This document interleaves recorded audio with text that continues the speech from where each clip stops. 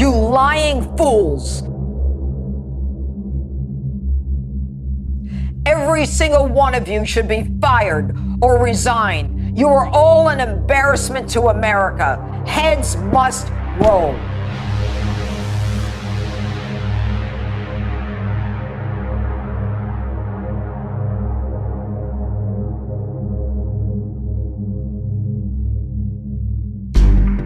Tonight, the United States of America stands guilty of killing 10 civilians, including an Afghan working for a U.S. aid group carrying water who wanted to become an American citizen. As if this fact is not tragic enough, the Biden administration lied to us and the world, claiming that by killing these so-called ISIS terrorists with their drone, they were preventing future attacks. That was a lie. The ramifications of their actions and the following cover-up that they all perpetuated in lockstep will forever leave a stain on America.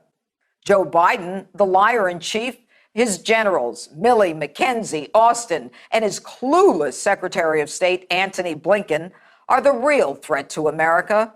They have repeatedly shown both us and the world that they are incompetent, incoherent, ignorant, and capable of lying as easily as they are talking about the weather.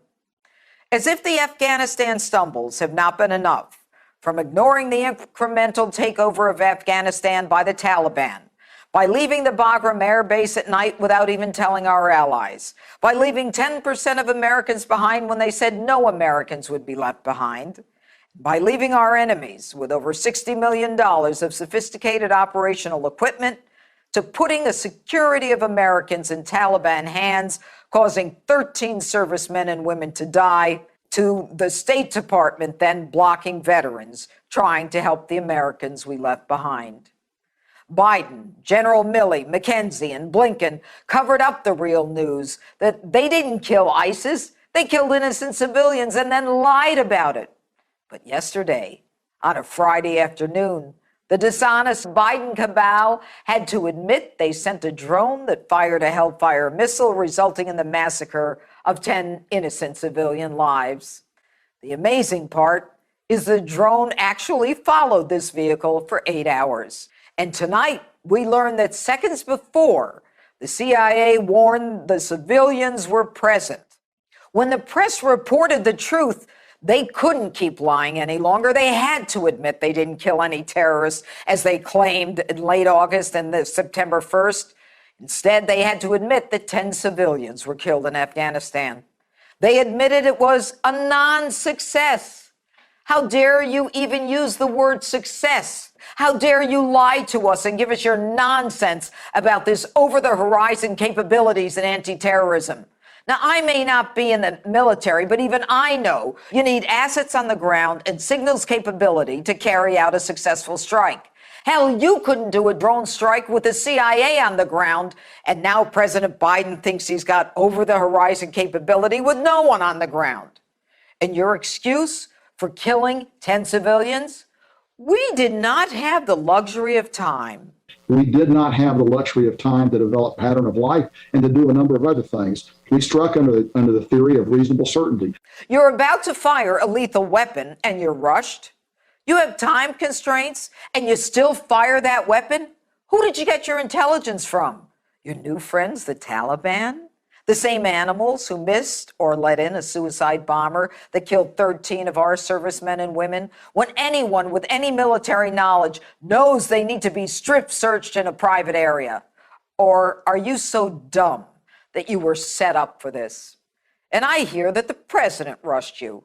You're supposed to be the best in the military, in the world. You so fear an incoherent commander-in-chief that you kill civilians and come out and lie repeatedly and cover it up and say you killed terrorists and then double down and beat your chests? Were there others killed? Yes, there are others killed. Who they are, we don't know. But at this point, we think that the procedures were correctly followed and it was a righteous strike. At the same time, it's curious the Pentagon said they didn't know the names of those killed. Gee, I wonder why. And Jen Psaki on August 31st said this. What we've seen over the past week is that our over-the-horizon capacity can work and has worked in going after ISIS targets and killing people who went after our troops.